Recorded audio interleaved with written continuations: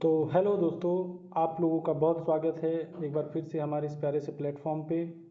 दोस्तों, आप लोगों के स्वागत के साथ साथ मैं आप लोगों से माफ़ी मांगना चाहूँगा, और माफ़ी इसलिए क्योंकि जो ये एनसीईआरटी सीरीज़ हम लोगों ने शुरू की थी, इसमें पिछले 2-3 दिन से क्लास नहीं हो पा रही थी। और उसका कारण यही था कि मैं पर्सनली एक बहुत इंपॉर्टेंट काम में फंसा हुआ था, जिससे मैं समय नहीं निकाल पा रहा था।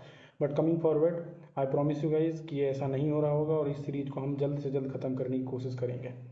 ओके गाइज, कंटेंट पे आता हूँ। तो आप सब जानते हैं कि हमने हमारे जो आगामी एग्जामिनेशंस हैं, उनके लिए हमने एक एनसीईआरटी का क्विक रिवीजन करने की कोशिश की है। क्योंकि अभी जो हमने एचटेट का एग्ज़ाम दिया, उसमें हमने देखा कि वहाँ एनसीईआरटी से बहुत सारे क्वेश्चन सीधे सीधे आ रहे होते हैं।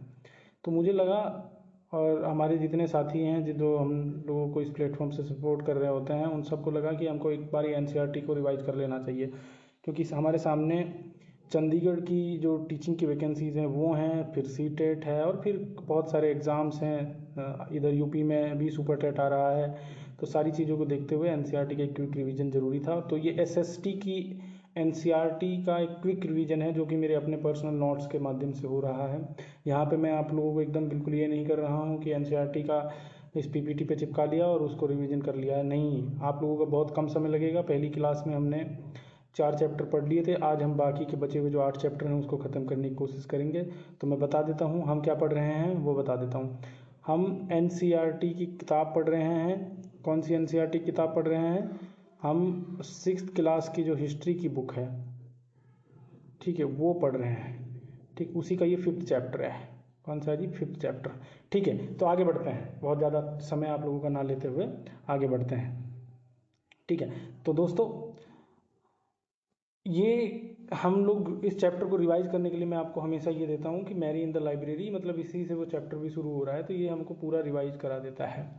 ठीक है, तो ये कहानी इस चैप्टर की इस तरह शुरू होती है कि एक बच्ची है जिसका नाम मैरी है, जो कि लाइब्रेरी में पढ़ रही है। उनको एक पुरानी किताबों के बारे में पता चलता है, जिनको वेदास के नाम के तौर पे वो पढ़ती हैं। और बाद में उनको पता चलता है कि ओल्डेस्ट रिलीजियस वॉल्यूम्स हैं वर्ल्ड की। ठीक है, इतना सब हम जानते हैं। मेरा मकसद आप लोगों को इससे ज्ञानी बनाना है भी नहीं, it's just this is a revision text. ठीक है, तो हम जानते हैं कि 4 तरह के वेदा होते हैं, जो कि इस बुक में भी बताया गया है। ठीक है, जिसमें सबसे पुराना ऋग्वेद है। इसीलिए इसके काल को ऋग्वेद काल कहा जाता है, क्योंकि अकेला वेद है उस वक्त का।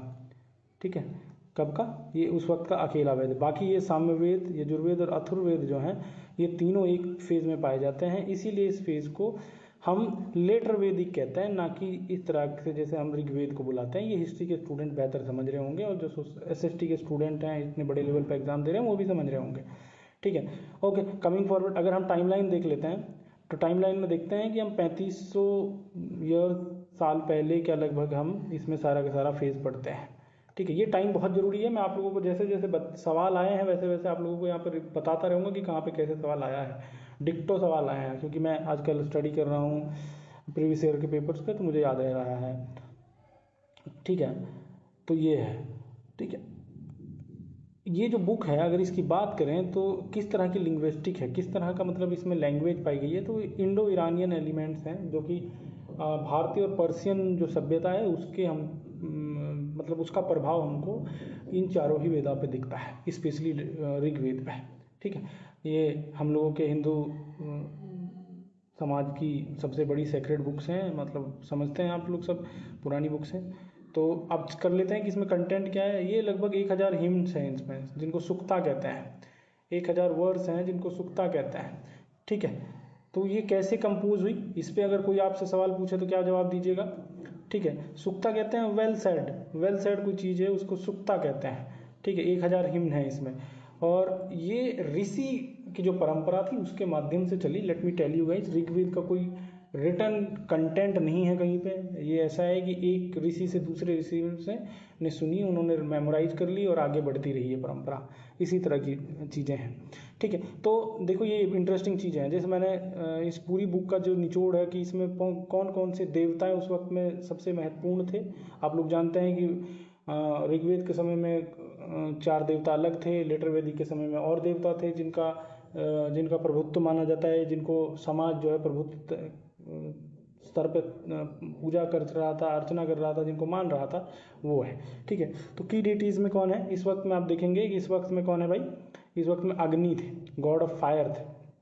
ठीक है, फिर इंद्रा थे, वॉरियर ऑफ गॉड, इन्हीं को पुरंदर भी कहते हैं, है ना, इन्हीं को पुरंदर कहते हैं, जो जिसके ऊपर मार्शल साहब की, ठीक है, थ्योरी है, सॉरी मॉर्टिमर व्हीलर साहब की थ्योरी है। ठीक है, आर्यंस ने हमला किया। फिर सौम्यवेद, सौम्य, भगवान सोम के बारे में इनको पता चलता है कि एक प्लांट है और एक ड्रिंक भी है जो कि तैयार करके पी जाती थी। तो ये 4 तरह के गॉड थे उस वक्त में, अग्नि, इंद्र, सोम, ठीक है, तो ये थे। ठीक है, उस वक्त में। और अगर बात की जाए ये किस तरह से, मैं जैसा आप लोगों को बता ही चुका कि किस तरह से कंटेंट आगे बढ़ा, तो ऑरली कंटेंट ही आगे बढ़ रहा है। कैसे बढ़ रहा है दोस्तों, ऑरली। जैसे कि फॉर एग्जांपल ये मैंने अपने समझने के लिए टैप रिकॉर्डर में हमने किसी को बता दिया कि ये हमारी बात है, वही बात आगे बढ़ रही है। ठीक है, तो समझ रहे हो, इतना सब समझ आ रहा है, तो ऑरली बढ़ रहा है। ठीक है, ठीक, चलिए अब आगे आ जाते हैं। ठीक है, तो हिस्टोरियंस के लिए, क्योंकि हिस्ट्री के भी स्टूडेंट होंगे हमारे साथ, तो गाइस थोड़ा मैनेज करिएगा। तो हिस्टोरियंस के लिए ऋग्वेद कैसे इंपॉर्टेंट है या किस तरह से वो उसको पढ़ते हैं, वो हम देख लेते हैं एक बार। ठीक है, तो हिस्टोरियंस के लिए एक रिटर्न सोर्स है। ठीक है, मटेरियल कल्चर है, डायलॉग्स हैं, और वहाँ की जो सोशल वैल्यूज़ हैं उन सब पे लेटर वैदिक और वैदिक पीरियड जो है हमारा, उसके प्रति सबसे बड़ा सोर्स क्या है, वो ये वेदास हैं, जिसमें ऋग्वेदा भी शामिल है। ठीक है, तो ये है। ठीक है, तो ये एक डायलॉग की फॉर्म में है, जैसा मैं आप लोगों को बार बार बता ही रहा हूँ। जैसे कि विश्वामित्र और रिवर, जैसे 20 और सतलज के बीच का जो डायलॉग है वो दिखाया गया है। ठीक है, ऋषि विश्वामित्र जी का, मतलब इस तरह से आगे बढ़ता है, कहने का तात्पर्य यही है। ठीक है, तो ये आपको आगे रखना है, ये शब्द आपको याद रखना है। कीवर्ड अगर मैं बता दूं तो ये कीवर्ड है इसका। ठीक है,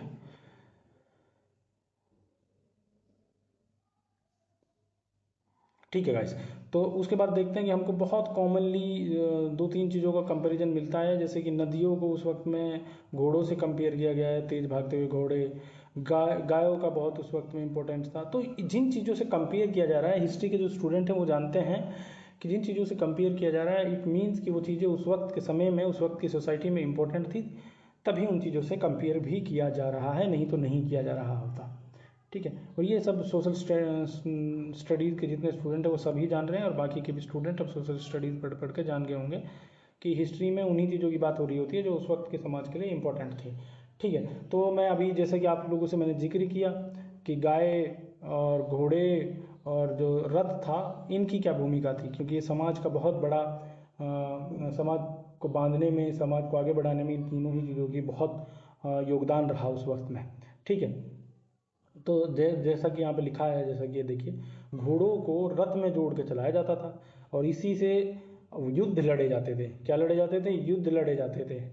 ठीक है, ठीक है, रथ पे चढ़ के युद्ध लड़े जाते थे। किस चीज़ के लिए युद्ध लड़े जा रहे हैं, तो आप देखिए कि गायों के लिए युद्ध लड़े जा रहे हैं। ठीक है, ठीक है,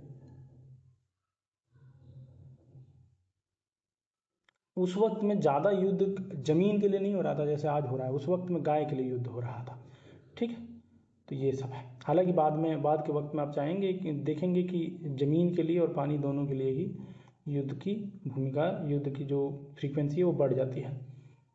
अगर वेल्थ डिस्ट्रीब्यूशन की बात करूँ उस समाज में तो कैसा था, बताइए। ठीक, तो वेल्थ जो थी वो इक्वली डिस्ट्रीब्यूटेड थी, बहुत ज़्यादा इनइक्वलिटी उस समाज में नहीं थी। जैसे अगर कोई वेल्थ उन्होंने वॉर में भी दी थी तो वो भी आपस में बढ़ती थी। ठीक है, तो लीडर में बढ़ती थी, प्रीस्ट में बढ़ती थी, कम्युनिटी में बढ़ती थी। ठीक है, ठीक है, और उस वक्त में यजन भी किए जा रहे थे, यानी यज्ञ भी किए जा रहे थे। क्या किए जा रहे थे, यज्ञ भी किए जा रहे थे, ये देखना है आप लोगों को, है ना भाई। मिलिट्री का स्ट्रक्चर कैसा था, कोई रेगुलर मिलिट्री नहीं थी, परमानेंट इस तरह से मिलिट्री नहीं थी। ट्राइबल असेंबलीज हुआ करती थी। ठीक है, जो मैटर्स को डिस्कस करने के लिए इकट्ठा होती थी, उसी में लीडर चुने जाते थे, उसी में ब्रेव लोग जो थे वो कमांडर चुन लिए जाते थे, उसी में पीस की बात होती थी, उसी में सारी चीज़ें डिस्कस हो रही होती थी। ठीक है ना दोस्तों, तो ये सब है मामला। ठीक है, आगे बढ़ते हैं। Social level in Rigveda. ठीक है, ठीक है, सोशल लेवल कैसे थे भाई। ठीक है, अगर बात करें कि वर्ग के आधार पे समाज बटा हुआ था, तो ब्राह्मण थे उस वक्त में, राजा थे उस वक्त में। तो ब्राह्मण कौन थे? जो प्रीस्ट थे, जो कि क्या करवा रहे थे? रिलीजन रिचुअल्स, जितनी भी तरह की रिलीजन से जुड़ी हुई परंपराएं थी, जितनी भी जुड़ी हुई कस्टम्स थे, उन सबको कौन निभा रहे थे? उन सबको ब्राह्मण्स निभा रहे थे। फिर राजाओं की बात कर लेते हैं। ठीक है, ठीक है, क्योंकि हमने अभी आप लोगों को बताया कोई परमानेंट आर्मी नहीं थी। ठीक है, कोई रेगुलर टैक्स वगैरह और वगैरह कलेक्ट नहीं हो रहा था। तो मतलब राजा इस तरह से एक वो व्यक्ति होता था जो तो या तो उसी समाज का सबसे बहादुर व्यक्ति था, या उसी समाज का वो वैसा व्यक्ति था जो कि उनका नेतृत्व कर पा रहा था, उन्हीं को राजा चुन लिया जाता था उस वक्त में। राजा आज का वाला कॉन्सेप्ट राजा नहीं था, या फिर जो हम डेवलप फेज में देखते हैं, मिडिवल फेज में देखते हैं, वो राजा नहीं था। ठीक है, अब कम्युनिटी पे आ जाते हैं। कम्युनिटी के आधार पर अगर देखें तो कैसे है? ठीक है, जन जन होता था। जन मतलब लोग होते हैं। ठीक है, ठीक है, ये जानते हैं। जनपद से अभी एक सवाल आया था, अभी मैं आगे बताऊंगा। ठीक है, कम्युनिटी एज ए कलेक्टिव होता है। विस क्या होता था? ठीक है, विस क्या होता था? विस से ही वैसे शब्द आया है। ठीक है, इसका मतलब होता है कम्युनिटी। ठीक है, ये आपको जन रखना। जन मतलब पीपल यानी लोग, विस मतलब कम्युनिटी। ठीक है भाई। उसके बाद आइडेंटिटी के आधार पर क्या थे? आइडेंटिटी के आधार पर दो ही थे, आर्याज और दसास। ठीक है, आर्याज वो लोग थे जो कि जिनको हम सेंट्रल एशिया से आया हुआ मानते हैं, और उन जिन्होंने वैदिक हिम्स वगैरह को गढ़ा है, जिन्होंने रचाया। और दस्यूज कौन थे? जिनको हम द्रविडियन भी कहते हैं कई बारी, और उनको लोकल भी मानते हैं। और दूसरी बात, वो लोग जो आर्यन आर्य जो लोग थे उनके अपोजिशन में थे, उन सबको हम दस्यूज कहते हैं भाई। ठीक है, तो इनको, अब ये देखो ये इंपॉर्टेंट है, इनको सेक्रीफाइस करने का इजाज़त नहीं था, या फिर ये करते नहीं थे। ठीक है, और इनका अगर इस टर्म का मतलब देखा जाए तो उसका मतलब होता है स्लेव। ठीक है, देखो यार, कहानी उसी के हिसाब से गढ़ी जाती है जो जीत गए, और जीते थे। ठीक है, आर्यन। ठीक है, ठीक है, अब मेगालिथिक पीरियड पे आ जाते हैं। हंसी मजाक बहुत हो गया। ठीक है, हंसी मजाक बहुत हो गया। मेगालिथिक पीरियड पे आ जाते हैं। मेगालिथिक से मतलब क्या होता है? मेगालिथिक का मतलब होता है बिग स्टोन। मेगा का मतलब बिग, लिथिक्स का मतलब स्टोन, सब जानते हैं आप। ठीक है, तो हम इस नाम को क्यों देते हैं? क्योंकि उस वक्त की जो हमें कब्रें मिली हैं, उस वक्त की जो हमें ग्रेव्स मिली हैं, उसके हम देखते हैं कि जो वहाँ के बरियल्स थे वो बड़े बड़े स्टोन्स के कवर किए गए थे, इसीलिए इसको मेगालिथिक पीरियड कहते हैं। सॉरी गाइस, है ना। अगर इसके टाइमलाइन की बात कर लें, इसके डिस्ट्रीब्यूशन की बात कर लें, तो लगभग 3000 साल पहले की बात है। तो हमने ऋग्वेद का समय देखा, लगभग 3500 साल पहले की बात थी। ठीक है, तो ये south India, Deccan, north east और कश्मीर। ठीक है, देख रहे हैं हमारा जो नॉर्थ, आज का नॉर्थ इंडिया है, उसको, उसमें सिर्फ नॉर्थ ईस्ट वाले पार्ट में शामिल था, ये कश्मीर में था।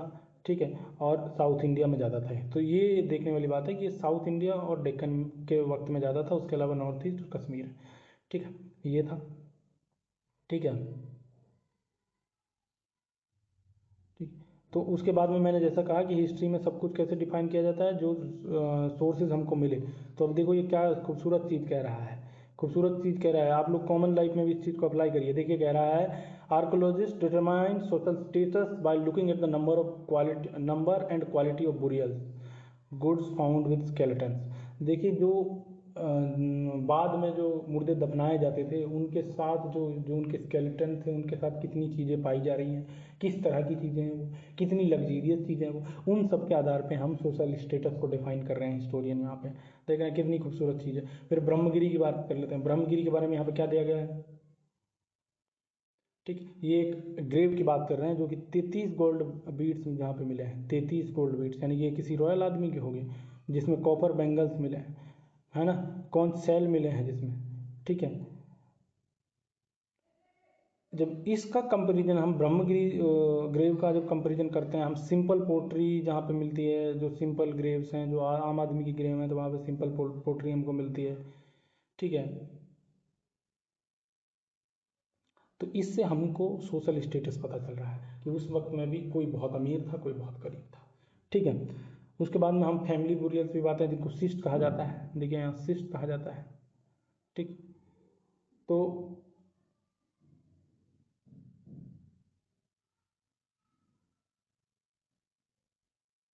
अगर आपसे पूछे कि किस फेज में, हिस्ट्री में ऐसे सवाल पूछे जाते हैं कि किस फेज में एक ही साथ कई सारे लोगों को दफनाया जाता था, कई सारे स्केलेटन मिले हैं, तो वो कौन सा है भाई? मेगालिथिक फेज है। मेगालिथिक का क्या मतलब होता है? ठीक है, मेगालिथिक का मतलब होता है बिग स्टोन। ठीक है भाई, ठीक है, ठीक है। ये पोर्ट होल्स जो है उनका इस्तेमाल किया जाता था बुरियल्स में इंटर करने के लिए। ठीक है भाई, ये ध्यान रखना है आप लोगों को। ठीक है, आगे आ जाइए। कुछ इंटरेस्टिंग आता नहीं भाई, ये 6th क्लास की एनसीईआरटी है, इसमें इतना ही मिलेगा। ठीक, फिर उसके बाद में आ जाते हैं, उसके बाद में आ जाते हैं कि इमाम गांव के बारे में पढ़ाई पढ़ाई कर लेते हैं थोड़ा सा। इनाम गांव क्या था? इनाम गांव क्या था, कहाँ पे था? ठीक है, ये बुरियल्स के लिए फेमस है, आप जानते हैं। और भी बता देता हूँ किस किस चीज़ के लिए फेमस है। ये कहाँ पे लोकेटेड है? पहले तो ये घोड़ रिवर, इसको लिख के प्रैक्टिस कर लीजिए एकदम। कहाँ पे फेमस है इनाम गांव? घोड़ रिवर। ठीक है, जो कि किसकी ट्रिब्यूटरी है? भीमा की। ठीक है, भीमा की ट्रिब्यूटरी है। ठीक है, लगभग 3600 से 2700 साल पहले की बात है। ठीक है, उसके बाद यूनिक फीचर्स की बात कर लेते हैं। एक अडल्ट आदमी का बरियल मिला है।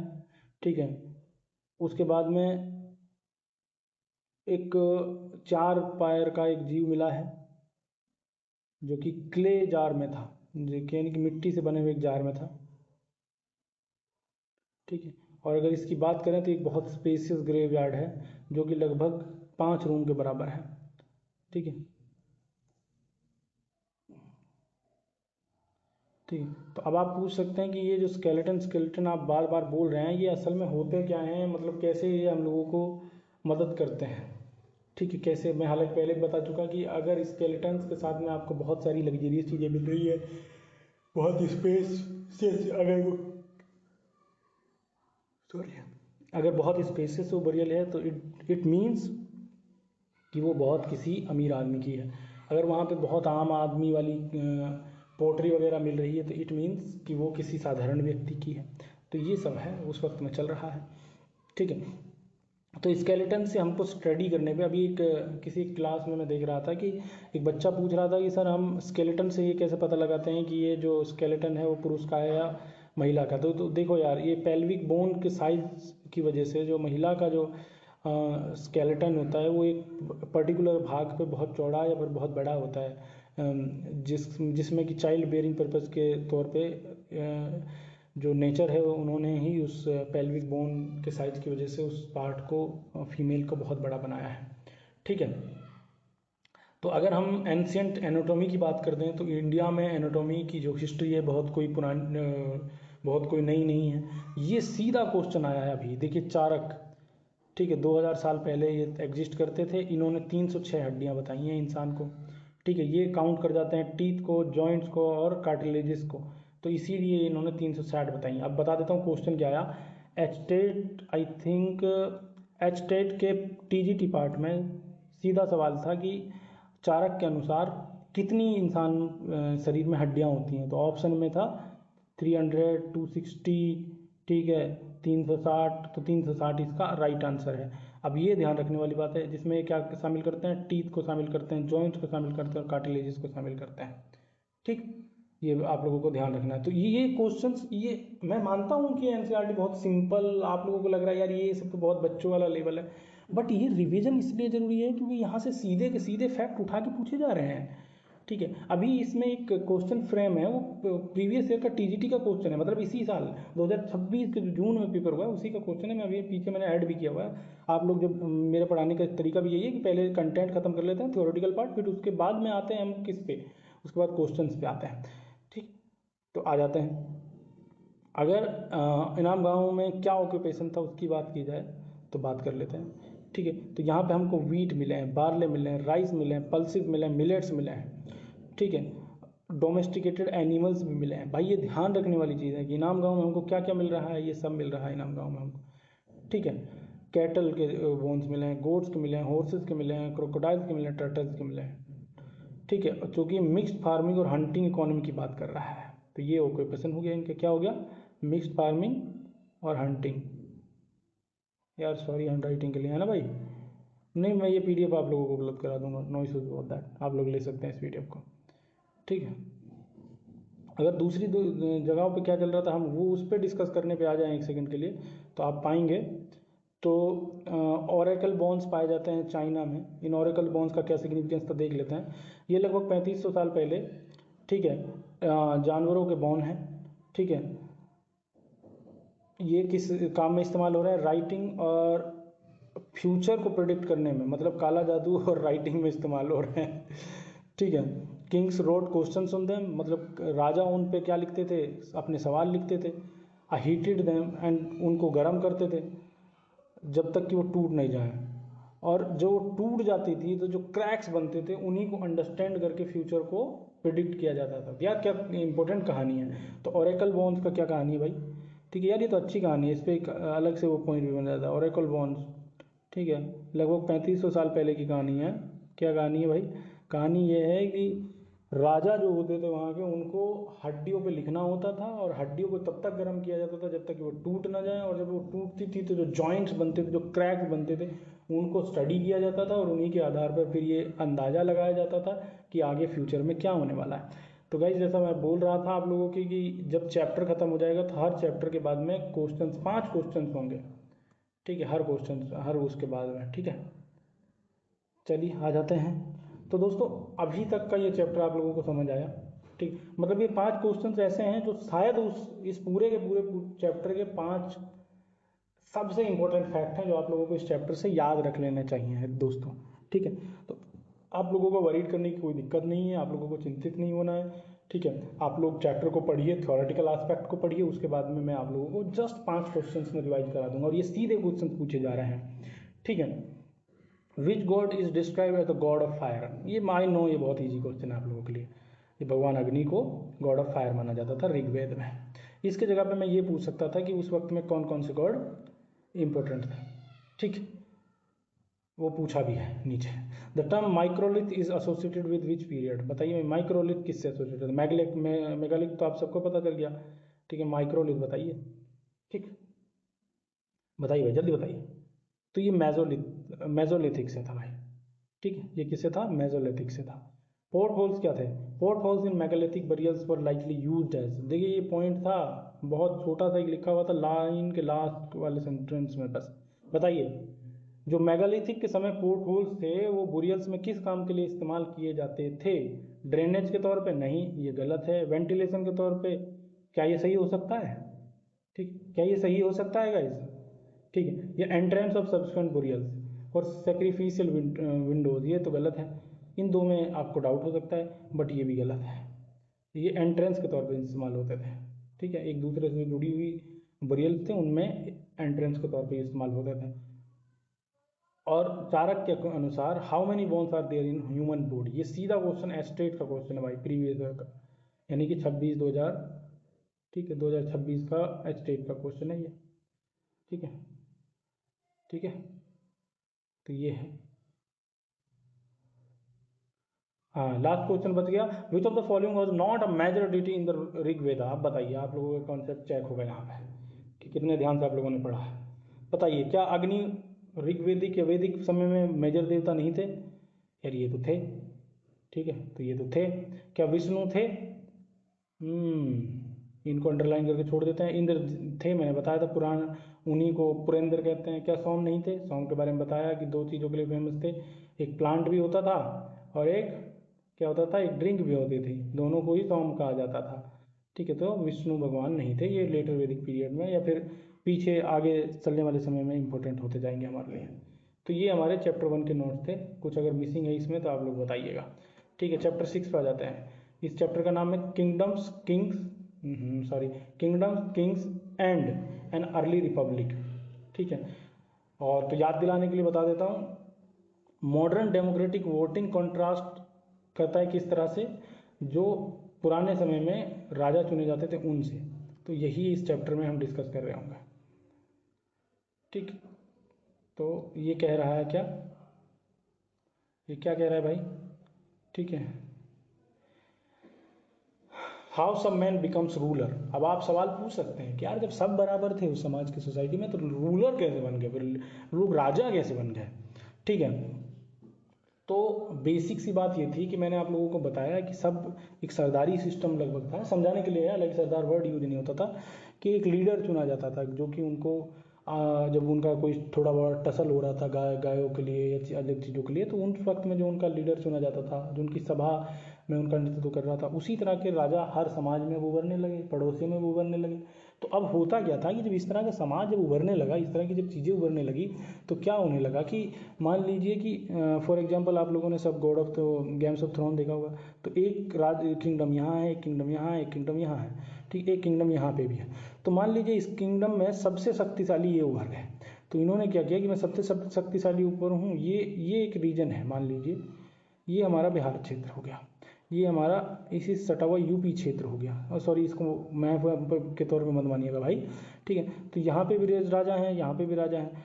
सबसे पहले इस राजा ने क्या किया, ये सब शक्तिशाली है, इसने कहा कि हम लोगों को यूपी से दिक्कत हो सकती है आगे चलने वाले में, तो इन्होंने कहा हमको बिहार से दिक्कत हो सकती है आने वाले समय। तो इन्होंने क्या किया कि सबसे पहले मैं एक अश्व छोड़ दिया इन्होंने, और अश्व छोड़ के एक घोषणा की जिसको अश्वमेध यज्ञ कहते हैं, कि अगर आप में से किसी को मेरे साथ मेरी सल्तनत को या मेरी लीडरशिप एक्सेप्ट नहीं करना है, तो इस घोड़े का अपहरण कीजिए, इस घोड़े को पकड़िए और आके मुझसे लड़िए, ठीक है। अगर नहीं है तो इसका मतलब है कि आपने मेरी जो है अधीनता एक्सेप्ट कर ली है। तो इससे क्या होता था कि ये एक गिल्ड बन गया, एक राजा बन गया, एक किंगडम बना ली फॉर एग्जांपल हमने यहाँ पे इसकी, और बाकी के ये जो हो गए इनके अंडर में सबऑर्डिनेट लीडर्स आ गए, ठीक है, इनके अंडर में या इनके अंडर में, ठीक है। अब क्या होगा कि जब इनकी यूपी के साथ में जब टसल चल रही होगी, ठीक है, तो ये लोग मिल के इसका सामना कर सकते हैं, ठीक है। तो इस तरह की चीज़ें डेवलप होती गई, ठीक है। तो इसीलिए अश्वमेध यज्ञ जैसे कॉन्सेप्ट आए भाई, ठीक है। जब अश्वमेध यज्ञ जैसे कॉन्सेप्ट आए तो ही हम राजा का चुनाव कर पाए, ठीक है। तो ये बोलेगा, ठीक है, वही बोलेगा, ये रहा अश्वमेध यज्ञ, ठीक है। तो ये एक कॉम्प्लेक्स प्रोसेस था जिसके माध्यम से एक घोड़ा छोड़ा जाता था, आप सब जानते हैं इसका प्रोसेस क्या होता था, ये भी बता देते हैं। एक घोड़े को खुला छोड़ दिया जाता था, जो घूम रहा होता था, जहाँ से गुजरता था या तो उसको बंदी बना के राजा से लड़ाई लड़े, नहीं तो राजा की अधीनता स्वीकार करे, यही था इसका सिस्टम। अगर हम वर्णा सिस्टम की बात करें तो उस वक्त में वर्णा सिस्टम कैसा था, ठीक है। तो वर्णा सिस्टम हम सभी जानते हैं कि भारतीय जो संस्कृति है, भारतीय जो समाज है, वो 4 वर्णा में डिवाइडेड था, ठीक है। 4 कौन से वर्ण है भाई बता देते हैं, ठीक है। पहले थे ब्राह्मण, ब्राह्मण कौन थे, ठीक, जो वेदा को पढ़ते थे और उनको पढ़ाते थे, ठीक है, और बहुत सारे जो सेक्रीफाइसेस होते थे उनको भी लीड करते थे या करवाते थे। ये गिफ्ट रिसीव करते थे किन से, जो बाकी के तीनों लोग हैं उन सबसे गिफ्ट लेते थे, ठीक है। और ये सोशल समाज में, सोसाइटी में टॉप मोस्ट पे थे, ठीक, ठीक। उसके बाद में क्षत्रिय की बात कर लेते हैं। आज के क्षेत्र जिनको हम कहते हैं, या उस वक्त के जो राजा महाराजा राजकुमार लोग थे उनको हम क्षत्रिय कहते थे। ये क्या करते थे, ज़्यादातर युद्ध लड़ रहे होते थे, से जो आम आदमी थे उनको प्रोटेक्ट करते थे एक्सटर्नल थ्रेट से, जैसे मैंने आप लोगों को भी यूपी बिहार का एग्जाम्पल देके समझाया, ठीक है। और ये सेक्रीफाइस परफॉर्म कर सकते थे। ये देखिए इसलिए इंपॉर्टेंट है क्योंकि आप कुछ लोग नहीं कर रहे होंगे, ठीक है, ठीक है। फिर वैश्य की बात कर लेते हैं, तो वैश्य समाज की अगर बात कर लेते हैं तो ये फार्मिंग कर रहे थे, ये चरवाहे के तौर पे काम कर रहे थे, ये ट्रेड में इन्वॉल्व थे। तो 3 काम थे इनके, क्या वैश्य समाज क्या कर रहा था, फार्मिंग कर रहा था, हर्डर्स के तौर पे काम कर रहा था, और ट्रेडर्स के तौर पे काम कर रहा था। तो ये परफॉर्म कर सकते थे क्या, ये सैक्रिफाइसेस कर सकते थे, ठीक है, यानी कि यज्ञ करवा सकते थे गाइस, ठीक है। उसके बाद में शूद्र थे, शूद्र की बात कर लेते हैं। इनका काम था, शूद्र जो समाज है इनका काम थे बाकी के जो टॉप मोस्ट के 3 समाज हैं, यानी कि ब्राह्मण, क्षत्रिय और वैश्य, इन तीनों की सेवा करना ही किसका काम था, शूद्र समाज का काम था, ठीक है, ठीक। ये वेदास को पढ़ने इनके लिए अलाउड नहीं था, ठीक है। और एक वक्त तो ऐसा था जब सुनना भी अलाउड नहीं था, ठीक है। बट धीरे धीरे समाज इवॉल्व होता है, हमारा भी समाज इवॉल्व, ठीक है। अब जनपद और महाजनपद की बात कर लेते हैं, ठीक है।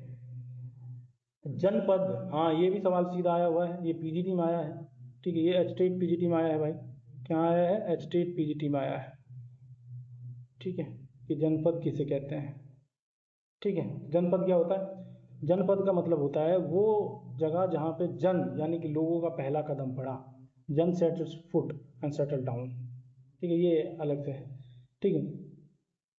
तो अगर हम बात करें कि हमने सबसे पहले जनपदा और महाजनपदा के लिए जो खुदाइयाँ की हैं, सबसे इम्पोर्टेंट जो जगह है उसमें पुराना किला हो गया, हस्तिनापुर मेरठ के नज़दीक हो गया, अतरंजी खेड़ा हो गया नियर इटाहा, इटाहा के आसपास जो अतरंजी खेड़ा है। ठीक है, फिर महाजनपद की बात करें तो ये लगभग 2500 साल पहले का कॉन्सेप्ट है। ठीक है, लगभग 2500 साल पहले का कॉन्सेप्ट है। इसमें हम क्या पाते हैं, ठीक है, कि जो पहले कबीले थे वो अब इवॉल्व करके एक प्री राजा, एक सल्तनत के तौर पर उभर रहे हैं। ठीक है, ठीक है, इनका पॉलिटिकल स्ट्रक्चर हम लोग देख लेते हैं गाइस। ठीक है, पॉलिटिकल स्ट्रक्चर अगर इनका देखा जाए भाई, एक मिनट, ठीक है, they were broadly categorise into absolute monarchies, राजा होते थे और गण होते थे, गण और संघ ओलिगार्की होती थी। ठीक है, ओलिगार्की जैसे वैशाली में आपको मिलती है, वज्जी में मिलती है, जिसकी राजधानी वैशाली थी। ठीक, कहाँ, वज्जी, वहाँ पे, ठीक है, मिलती है। फिर इन्होंने क्या किए, महाजनपदा के ये हैं भाई, 2500 साल पहले कॉन्सेप्ट शुरू हुआ। इनका पॉलिटिकल स्ट्रक्चर में राजा थे और गण थे और संघा थे, दो ही तरह के वो होते थे। फिर इन्होंने जो इनकी राजधानी हुआ करती थी, कैपिटल सिटीज़ को इन्होंने फोर्टिफाई करना शुरू किया, जहाँ जिनके फोर्टिफाई कैसे करते थे, या तो पत्थर की बहुत बड़ी, या फिर ब्रिक की यानी कि ईंट की बहुत बड़ी, या फिर लकड़ी की, जैसे हमको पाटलिपुत्र या मगध में मिलता है, उसको डिफेंड करने के लिए उसके आसपास बिछा दी जाती थी एक लाइन। ये है भाई। ठीक, फिर उसके बाद टैक्स की बात कर लेते हैं भाई, टैक्स का क्या सीन था। ठीक है, तो अब आप देख रहे हैं कि हमने देखा कि किस तरह से पहले कैपिटल बनी, कैपिटल को फोर्टिफाइड किया गया। ठीक है, फोर्टिफाई कर लिया, तो अब इनको सुरक्षित करने के लिए हमको एक परमानेंट आर्मी की जरूरत थी। देखिए, समाज इवॉल्व कर रहा है भाई, समाज हमेशा इवॉल्व करता रहता है, इवोल्यूशन की फेज से हमेशा चलता रहता है। परमानेंट स्टैंडिंग आर्मी की जरूरत पड़ी, तो उनके लिए इकोनॉमिक रिसोर्सेज की जरूरत पड़ी। आप समझिएगा, लाइन को कनेक्ट करिएगा, मेरे नोट्स ऐसे ही होते हैं। ठीक है, तो अब जो पहले क्या करते थे लोग कि राजा को गिफ्ट देते थे यदा कदा। ठीक है, तो अब क्या करना होगा, अब इनको एक परमानेंट टैक्स देना होगा। ठीक है, जिसका एक रेगुलर कलेक्शन का एक मैकेनिज्म बनाना होगा। और अगर परमानेंट टैक्स लिया जा रहा है तो ग्रेनरीज बनानी होंगी। ठीक है, तो उनको रखना होगा। तो एक भाग करके एक टैक्स था जिसको प्रोड्यूस टैक्स कहते हैं, जिसका 1/6 जो लगाया जाता था क्रॉप पे, जो भी फसल उगाई जा रही थी उसमें से 1/6 जो पार्ट था वो किसान को किसको देना होता था, वो राजा को देना होता था, किसान को। ठीक है, फिर क्रॉप टैक्स की बात कर लेते हैं। ठीक है, ये एक ऐसा टैक्स था जो कि हर महीने एक दिन राजा के लिए काम करके आम आदमी को देना पड़ता था, इसको क्रॉप टैक्स कहते थे। फिर ट्रेड टैक्स की बात कर लेते हैं। ये जो आज के वक्त की ड्यूटीज़ होती हैं, ठीक है, उसी तरह का एक टैक्स था जो कि जब चीज़ें बेची और खरीदी जाएंगी उस वक्त लगता था। तो आगे आप लोगों को टैक्स का सिस्टम समझ, भाग सिस्टम था। एक भाग में क्या था कि जो भी उगाया जा रहा है उसका 1/6 जो है राजा को देना।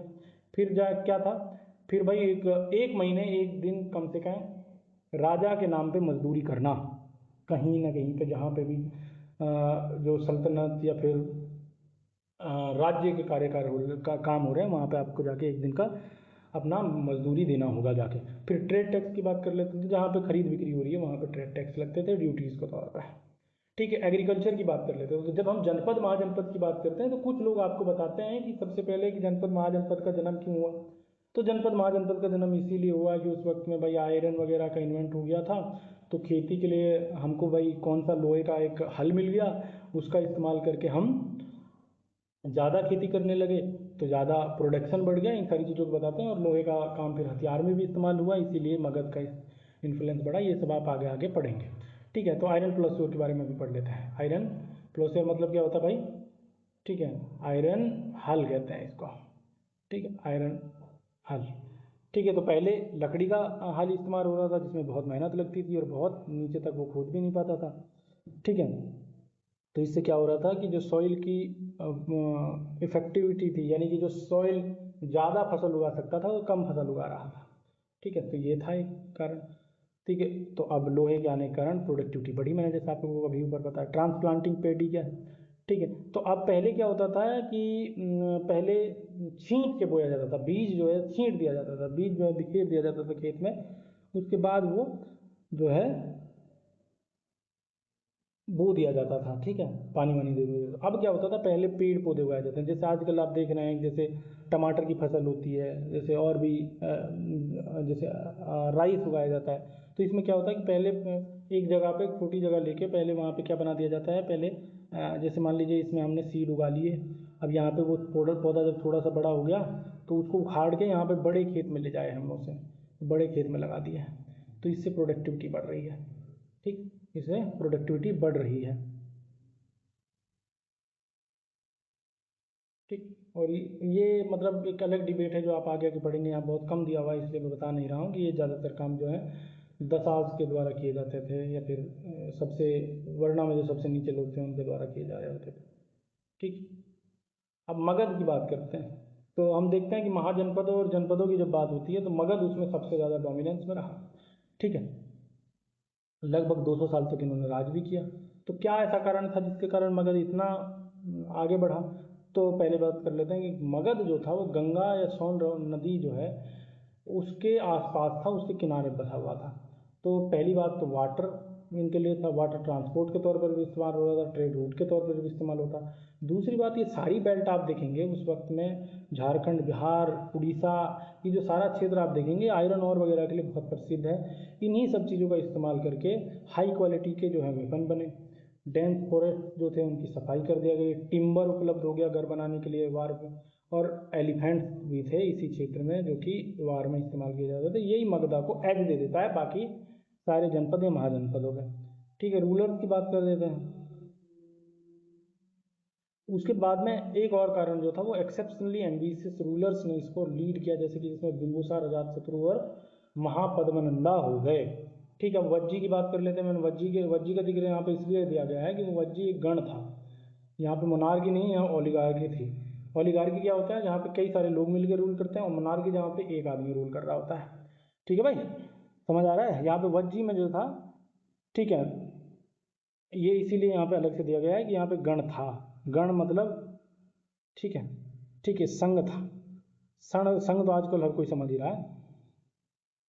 ठीक है, तो यहाँ पे मैनी रूलर्स होते थे, ना कि एक रूलर्स। इसी को कहते हैं ओलिगार्की, जहाँ कई लोग मिलकर रूल करते हैं।